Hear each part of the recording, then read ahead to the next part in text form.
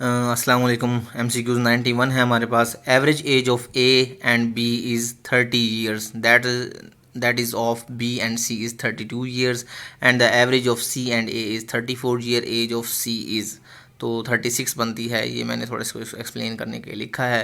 यानी आपने सबसे पहले ए प्लस बी का एवरेज लेना है। एवरेज क्या होता है, ए प्लस बी करके उसको 2 कर दिया तो एवरेज 30 है। तो फिर बी प्लस सी का एवरेज यानी डिवाइडेड बाय 2 किया तो 32 आता है।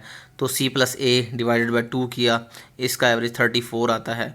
बाय 2, 3 एंड 2 हम इसको क्या करेंगे, ए plus B, A minus B कर देंगे।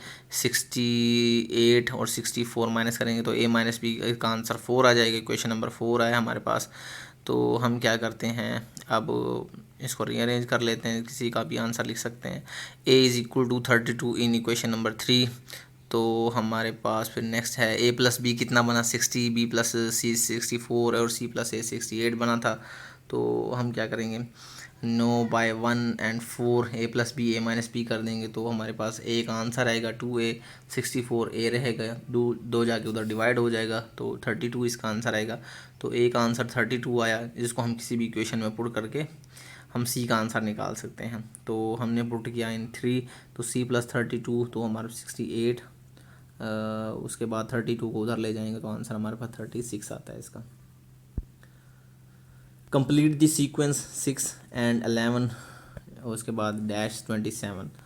अब ये किस तरह से आता है, ये दरअसल sequence and series FSC chapter हमारे पास मेरे ख्याल में 2 है या 3 है। उसके अंदर FSC फर्स्ट ईयर के अंदर ये मैथ का चैप्टर है सीक्वेंस एंड सीरीज़ के नाम से। और ये बहुत एक लंबी इसमें लॉजिक वगैरह लगते हैं। अगर हमने वहाँ से एक्सरसाइजेज प्रैक्टिस कर ली तो ये इस तरह के सवाल हमारे लिए आसान हो जाएंगे।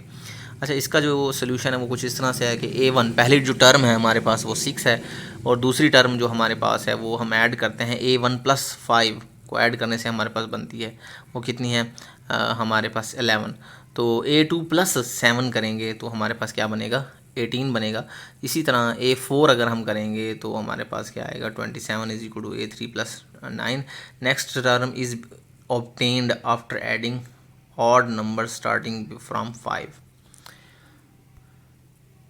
In an examination, 1100 boys and 900 girls appeared. 50% of the boys and 40% of the girls passed. The fall percentage is, तो हमारे पास ये मैंने इसका आंसर थोड़ा गलत लिखा हुआ है, टेक्सटाइल एंड गारमेंट्स, ये गलत है आंसर।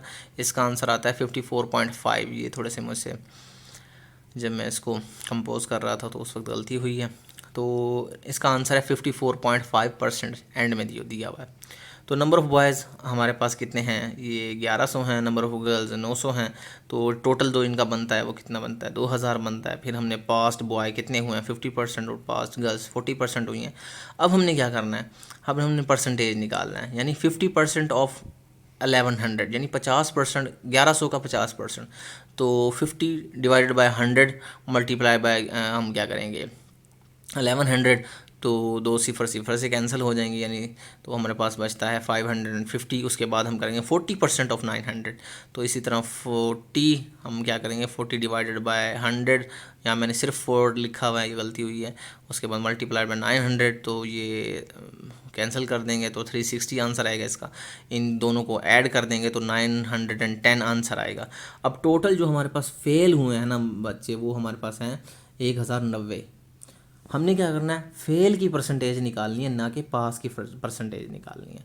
तो फेल परसेंटेज ऑफ, तो परसेंटेज कैसे निकालते हैं कि ऑब्टेन डिवाइडेड बाय टोटल, जितने ऑब्टेन, तो मल्टीप्लाइड बाय 100, तो हमारे पास 54.5 इसका आंसर आता है। 54.5 answer. Consider the word segregation, choose the word given below that reveal the opposition meaning. ये इंटीग्रेशन आता है, इसकी एक्सप्लेनेशन कोई नहीं थी। The square of standard deviation is called variance. ये 9th 10th के अंदर बल्कि ये चैप्टर हैं, स्टैट्स के chapter. After the United State the last number of the Nobel laureate is from, United Kingdom से है। अब यूनाइटेड नोबल प्राइज़ क्या है, नोबेल प्राइज़ क्या है। The Nobel prize are 5 separate prizes that according to the Alfred Nobel's will of 1895 are awarded to those who during the preceding year have conferred the greatest benefit to mankind. Alfred Nobel was a Swedish chemist, engineer, and industrialist, most famously known for the invention of dynamite. He died in 1896. Operation Zarb-e-Azab underwent in the former Fata Azab was the name of answer. Sword of the Holy Prophet peace be upon him. Sharp and cutting strike. अच्छा, इसका जो ज़र्ब अज़ब का आप Google करेंगे तो इसका answer जो आ रहा होगा ना, शार्प एंड कटिंग स्ट्राइक आ रहा होगा, लेकिन इसको मंसूब किया जाता है आप सल्लल्लाहु अलैहि वसल्लम की तलवार के साथ.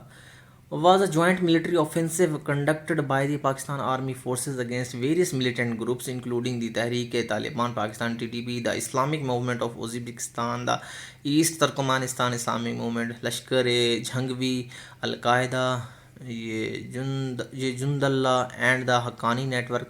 The operation was launched on 15 June 2014 in North Waziristan along the Pakistan-Afghanistan border as a renowned effort against militancy in the wake of the 8 June attack on Jinnah International Airport in Karachi, for which the TTP and the IMU claimed responsibility.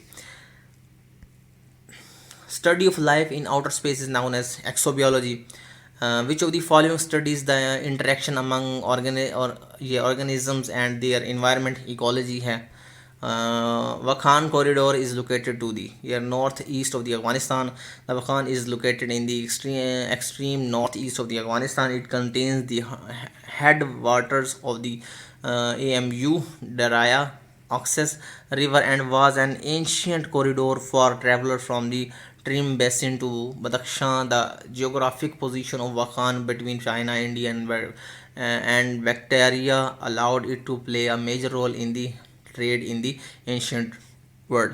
अच्छा भाई, ये PMS 2020 BS17 का हमारे पास 100 MCQs जो थे उनके मैंने स्लाइडें बनाई.